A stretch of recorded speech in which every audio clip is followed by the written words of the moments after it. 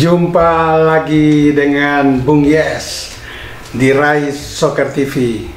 Sebelumnya saya ingatkan semua sahabat, rekan, netizen agar jangan lupa like, comment, and subscribe guna menunjang konten ini. Dan materi kali ini saya akan membahas tentang sepak bola nasional atau PSSI tepatnya. Dan untuk sementara tetap saya berharap kita semua dalam kondisi euforia yang tinggi mengikuti Piala Dunia 2022 di Qatar yang telah memasuki periode 8 besar. Oke, mari kita bicara tentang sepak bola nasional dan PSSI. Pertama-tama saya harus menyapa Bapak Presiden Joko Widodo. Halo Pak Presiden, semoga Bapak tetap sehat-sehat selalu, diberikan anugerah kesehatan, sukacita dalam menjalankan roda pemerintahan ini.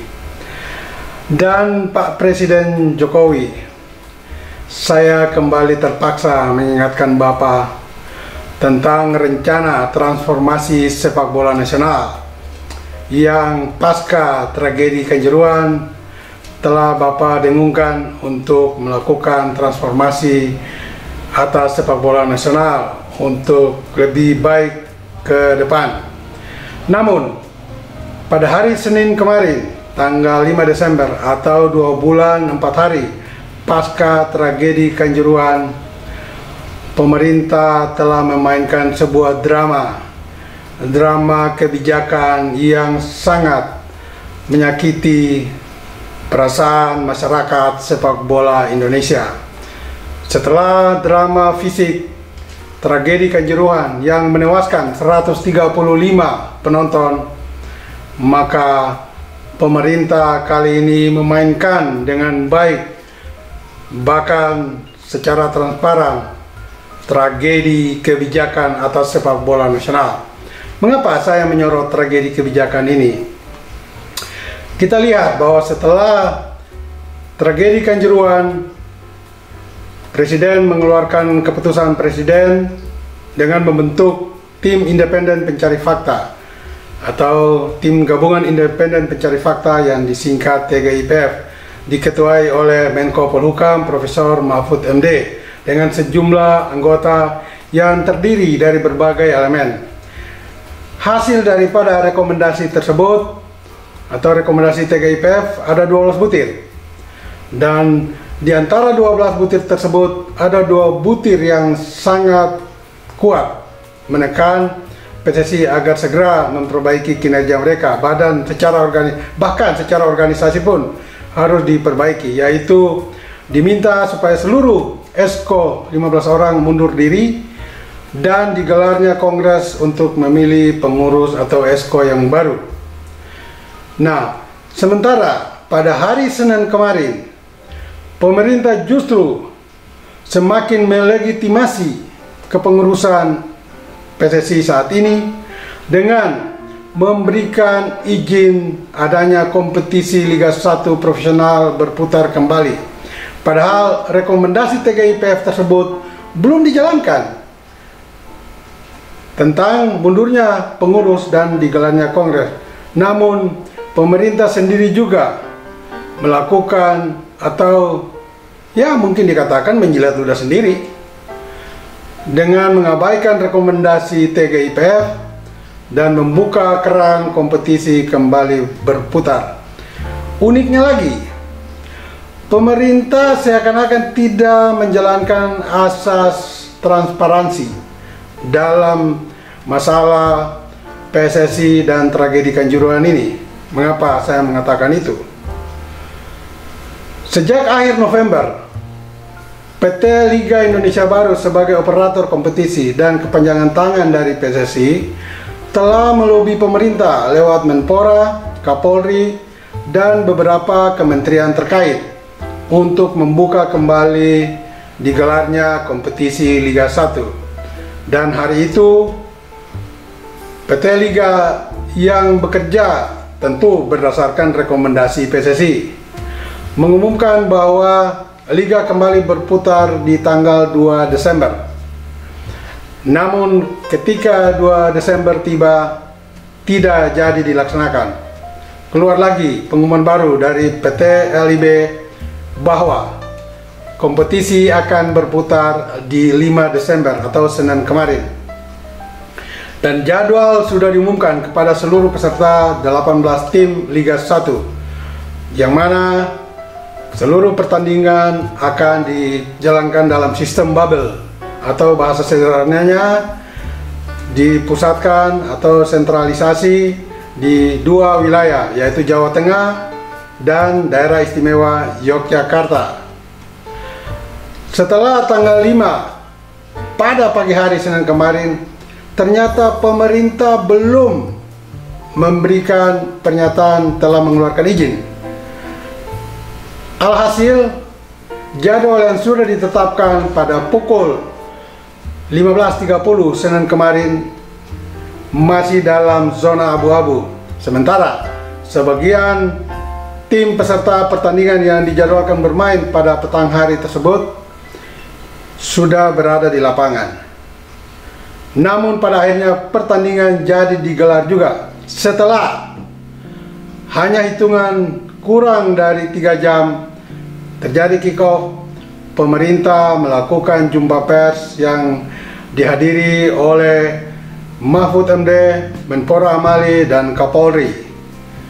Dalam pernyataan jumpa pers itu, pemerintah mengumumkan bahwa memberikan izin bagi bergulirnya Liga 1. Nah, disinilah tragedi kedua terjadi. Mengapa harus last minute pemerintah baru mengumumkan itu? Dan secara fakta sebetulnya PT Liga Indonesia Baru sudah memegang surat izin tersebut. Tinggal mereka memakai mulut pemerintah untuk melegalisasi kegiatan tersebut, dan itu pemerintah ikuti pula. Bagaimana dengan rekomendasi TGIPF tersebut yang adalah output dari pemerintah yang tidak akan memberikan izin Liga 1 sebelum Esko mundur dan menggelar kongres? Namun dalam pernyataan jumpa pers kemarin, Mahfud yang dalam kapasitas Menko Polhukam, ini juga saya permasalahkan, mempertanyakan mengapa dalam kapasitas Menko Polhukam Mahfud melakukan pernyataan jumpa pers tentang izin sebuah kegiatan olahraga.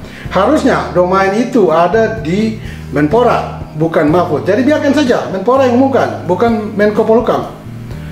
Tetapi Mahfud menyatakan dalam jumpa pers kemarin bahwa kegiatan ini digelar kembali atau mendapat izin setelah mengikuti Perpol atau peraturan polisi yang butir-butirnya disebut di sana antara lain bahwa sudah ada inspeksi dari pihak kepolisian dan juga kementerian terkait tentang layak tidaknya stadion yang akan digunakan. Namun bukan itu yang menjadi urgensi daripada berputarnya kompetisi Liga 1 kembali.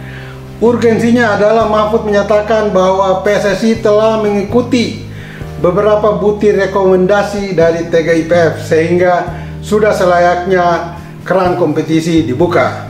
Pertanyaannya, Pak Mahfud, ada 12 butir rekomendasi, dan kalau 12 butir yang dikeluarkan oleh TGIPF, harusnya semua 12 butir rekomendasi tersebut diikuti, baru pemerintah memberikan izin bergulirnya kompetisi dan pertandingan. Kalau diambil sepotong-potong, dan sepotong-sepotong itu pun sangat tendensius mengikuti kemauan PSSI, ini menjadi sebuah malapetaka bagi sepak bola nasional. Karena urgensinya ada di poin 1 dan 2 tadi yang di awal saya sudah sebut, bahwa PSSI harus mundur seluruh Esko 15 orang dan digelar kongres baru pemerintah mengeluarkan izin. Itu belum dilakukan, Pak Mahfud. Belum dilakukan, Pak. Apakah memang Bapak mengeluarkan rekomendasi dan kemudian mengabaikan lagi? Pak Mahfud, tolong menjawab ini secara transparan. Tolong menjawab. PSSI belum mengikuti poin yang sangat urgen itu, Pak. Masyarakat menunggu itu, Pak. Nah, kembali kepada kegiatan pertandingan atau kompetisi kemarin yang sudah digelarkan. Pak Presiden, saya kembali mengingatkan Bapak bahwa tolong hati-hati dengan para pembisik di lingkaran istana atau lingkaran A1 istana. Karena apa yang dilakukan oleh pemerintah terhadap PSSI telah terjadi kesalahan atau blunder sangat besar.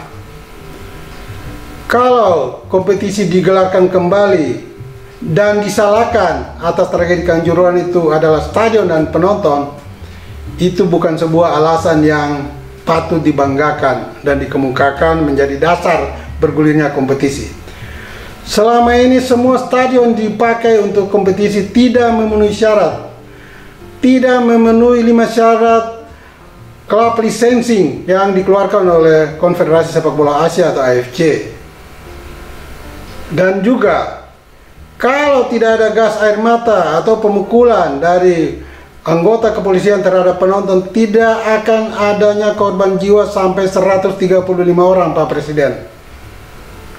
Pertanyaannya, apakah kompetisi bergulir memiliki nilai lebih tinggi, nilai ekonomis, nilai sosial, nilai politik daripada jatuhnya 135 korban jiwa? Apakah Pak Presiden lebih mementingkan bergulirnya kompetisi dibandingkan dengan hilangnya nyawa rakyat Bapak 135 orang yang sampai sekarang belum tuntas penyelidikannya? Dan jangan lupa, dalam statuta PSSI edisi 2019 pada pasal 4 yang bertopik tugas dan kegiatan PSSI dicantumkan secara jelas bahwa PSSI yang menyelenggarakan, mengadakan, mengurus, dan mengawasi seluruh kompetisi dalam negeri. Berarti, secara organisasi atau institusi maupun personal, PSSI harus ditindak dan kena hukuman positif atau hukuman organisasi atau hukuman moral atas tragedi Kanjuruhan. Jatuhnya 135 orang. Ini belum dilakukan oleh pemerintah terhadap PSSI. Tetapi sekarang pemerintah justru telah melegitimasi PSSI atau pengurus PSSI untuk semakin kuat bercokol. Padahal mereka ini adalah orang-orang yang secara fakta sudah gagal mengurus sepak bola. Dan salah satu berakibat jatuhnya korban 135 orang di Kanjuruhan 1 Oktober 2022 lalu. Jadi tolong Pak Presiden, perbaikilah sepak bola kita. Apalagi Bapak dan FIFA atau pemerintah Indonesia dan FIFA akan segera membentuk tim transformasi untuk memperbaiki sepak bola Indonesia. Sepak bola Indonesia saat ini masih berada di lingkaran karut-marut. Seluruh 18 klub tidak memenuhi 5 syarat klub licensing yang diberikan oleh AFC untuk layak mengikuti sebuah kompetisi profesional. Sehingga tidak ada alasan untuk tidak membekukan atau menghentikan sementara kompetisi tersebut. Dan biarlah penyelesaian hukum positif berlangsung pasca tragedi Kanjuruhan lebih dulu. Itu yang dipentingkan, bukan kompetisi.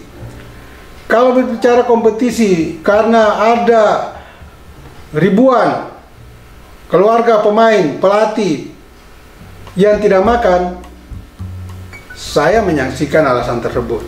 Mereka boleh saja makan tidak cukup, tetapi 135 korban Kanjuruhan tidak bisa dikembalikan nyawanya. Dan itu yang harus mendapat prioritas utama. Bagaimana dengan keluarga mereka? Anak yang kehilangan bapak ibu, orang tua yang kehilangan anak, istri yang kehilangan suami, suami yang kehilangan istri.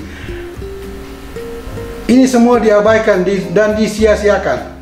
Sekarang, dengan bergulirnya kompetisi Liga 1 yang sudah dilegitimasi oleh pemerintah, berarti Kongres pada tanggal 16 Februari 2023 untuk memilih pengurus PSSI yang baru sudah pasti akan menghadirkan kembali sosok-sosok mayoritas ESCO yang sekarang ada di PSSI.